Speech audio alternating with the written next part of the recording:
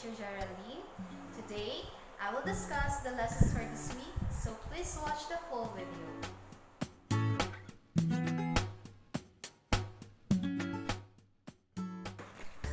About 50 years ago, mountains in the Philippines were well covered with big trees and thick vegetation. Today, many of our mountains are bare. Most of the big trees were cut and sold as a lumber. Now let's proceed to the different kinds of landforms in the Philippines. The first one we have mountains. Mount Apo is the highest mountain in the Philippines. Mount Apo is found on the island of Mindanao. It stretches from the borders of Davao, North Cotabato, and Bukidnon to Agusan del Sur and Misamis Oriental.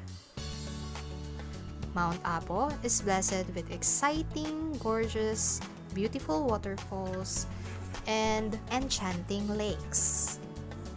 Its rainforests are home to many rare species of plants and animals.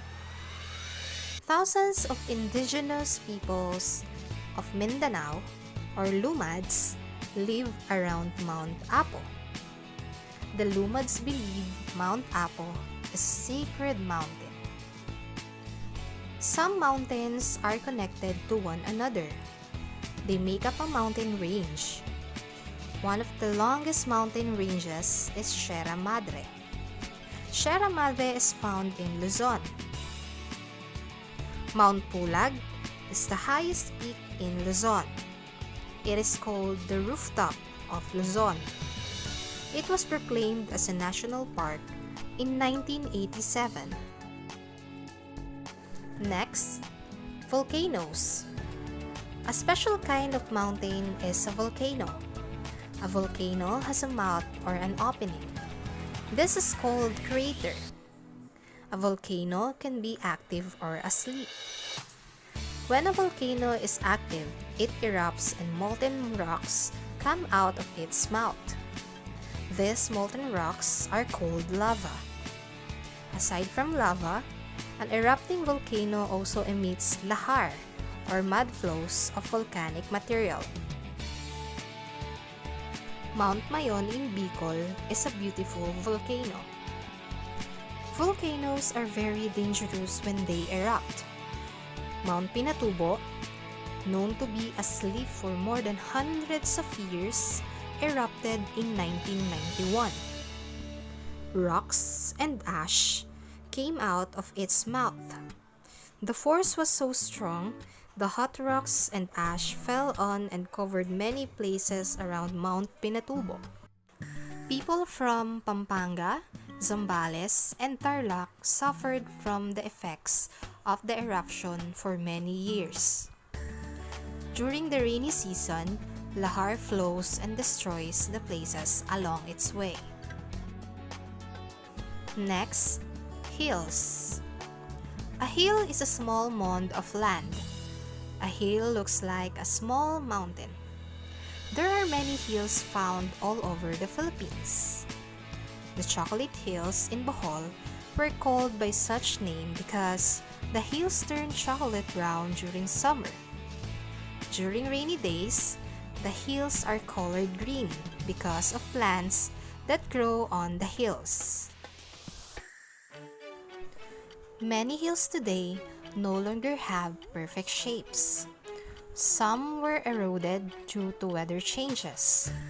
Because of this, the Boholanos are doing their best to maintain the natural beauty of the Chocolate Hills. Next, valleys. A flat land between mountains is called valley. The soil in a valley is usually rich and fertile. Vegetables and other crops can grow well in a valley. Cagayan Valley is found in Luzon. The Marikina Valley is in Metro Manila. We need to preserve and maintain the natural condition of our mountains and valleys. Many indigenous Filipinos live in the mountain areas.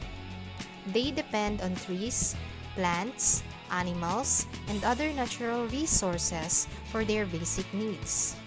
If we destroy our mountains, we will also destroy the way of life of our indigenous sisters and brothers. Next, plains. A plain is a wide, flat, and level land. Plains are ideal for planting rice, corn, and other crops as well as vegetables. Animals like cows, goats, and carabaos also graze in the plains. The widest plain is found in Luzon. It is known as the Central Plains of Luzon. Most houses in the country are built on wide plains. Many of these plains used to be agricultural lands. However, the growth of population in cities and towns made it necessary to convert these lands into residential districts.